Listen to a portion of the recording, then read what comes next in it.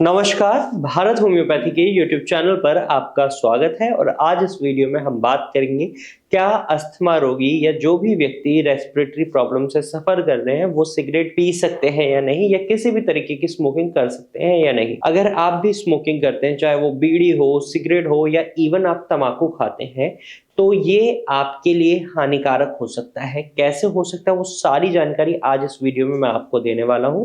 तो इस वीडियो को एंड तक देखिएगा और इस जानकारी के लिए आप हमारे चैनल को सब्सक्राइब कर सकते हैं, क्योंकि इस चैनल पर हम हर हफ्ते आपके लिए रेस्पिरेटरी प्रॉब्लम से जुड़ी कोई ना कोई इंफॉर्मेशन लेकर आते हैं जो बहुत ही बेनिफिशियल हो सकती है। सबसे पहले हम बात कर लेते हैं जो लोग सिगरेट या बीड़ी पीते हैं वो उनके लिए बेहद हानिकारक क्यों है। सबसे पहले आपको ये समझना होगा, जब भी आप स्मोकिंग करते हैं तो ये आपके फेफड़ों के लिए बहुत ही हानिकारक होता है, क्योंकि इसके अंदर आपको निकोटीन, टार और अन्य जहरीले रासायनिक पदार्थ मिलते हैं जो आपके फेफड़ों को डायरेक्टली नुकसान पहुंचा सकते हैं। सबसे पहला अगर हम इसका कारण देखें तो सिगरेट या जब भी आप बीड़ी पीते हैं इसके अंदर टार और जो टॉक्सिन्स होते हैं वो बहुत ज्यादा होते हैं। सिगरेट के धुएं में मौजूद जो टार होता है वो फेफड़ों में जम जाता है, जिससे फेफड़ों की कार्य क्षमता जो होती है वो काफी कम हो जाती है और व्यक्ति को सांस लेने में काफी तकलीफों का सामना करना पड़ता है। दूसरा जो कारण हमें देखने को मिलता है, जो हमें अस्थमा पेशेंट को मना करने के लिए मजबूर करता है कि उन्हें सिगरेट का सेवन नहीं करना, वो है फेफड़ों की जो सेल्स होती है ना, जो हमारे एयरवेज हैं, लंग्स हैं, उनमें जो सेल्स हैं उनको नुकसान पहुंचाना शुरू कर देता है ये सिगरेट का धुआं।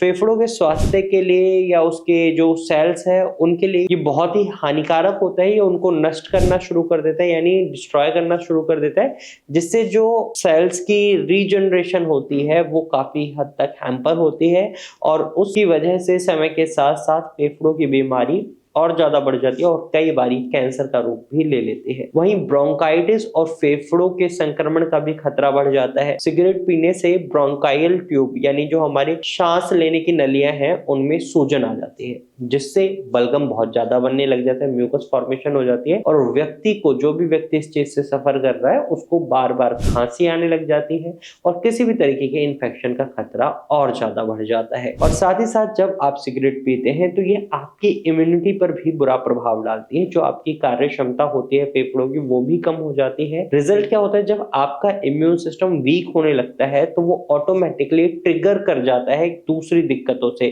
जैसे अगर कोई भी डस्ट आपके एयरवेज के कांटेक्ट में आएगी तो तुरंत ही आपका अस्थमा एक्टिवेट होगा, अस्थमा अटैक आने के चांसेस बढ़ जाएंगे, क्योंकि आपका इम्यून सिस्टम अब कम काम कर रहा है because of your smoking habit, क्योंकि आप स्मोक कर रहे हैं और ये डायरेक्टली आपके इम्यून सिस्टम को कमजोर बना रही है। वहीं अगर आप स्मोकिंग डेली बेसिस पर कर रहे हैं तो ये आपके फेफड़ों यानी लंग्स की कार्य क्षमता को भी धीरे धीरे कम कर देती है, जिससे आपके जो ऑक्सीजन लेने और कार्बन डाइऑक्साइड छोड़ने की प्रतिक्रिया होती है वो काफी हद तक प्रभावित होती है, कम हो जाती है। वहीं क्रॉनिक ऑब्स्ट्रक्टिव पल्मोनरी डिजीज यानी COPD होने का खतरा भी बहुत ज्यादा बढ़ जाता है अगर आप सिगरेट का सेवन करते हैं। इससे सांस लेने में कठिनाई, खांसी और सीने में जकड़न की समस्या आपको देखने को मिल सकती है। वहीं फेफड़ों के कैंसर का खतरा भी बढ़ जाता है। लगातार जब आप स्मोकिंग करते हैं तो इससे फेफड़ों में कैंसर होने की संभावना कई गुना बढ़ जाती है। सिगरेट में मौजूद आपको कुछ ऐसे विषैले तत्व मिलते हैं जो DNA को नुकसान पहुंचाते हैं, जिससे कैंसर सेल्स बनने का खतरा बढ़ जाता है और जो आपकी हेल्दी सेल्स होती हैं फेफड़ों की वो डिस्ट्रॉय होने लग जाती हैं। तो ये कुछ कारण हैं जिनकी वजह से अस्थमा रोगियों को या जो भी पेशेंट रेस्पिरेटरी प्रॉब्लम से सफर कर रहे होते हैं उनको मना करा जाता है सिगरेट पीने से।